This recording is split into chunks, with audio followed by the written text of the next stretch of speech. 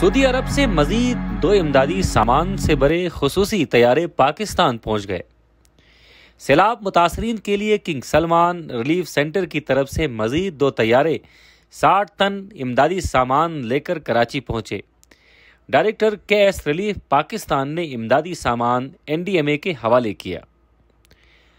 طیاروں میں غذائی اور غیر غذائی اشیاء کے علاوہ کھجوریں، کمبل اور خیمے شامل ہیں، جو کہ حکومت کے تعاون سے پاکستان کے متعدد علاقوں میں ہر علاقے کی ضروریات کے مطابق متاثرہ افراد میں تقسیم کیا جائے گا، جس سے ہزاروں افراد مستفید ہوں گے۔ طیاروں کی آمد کا یہ سلسلہ مزید 5 دنوں تک جاری رہے گا۔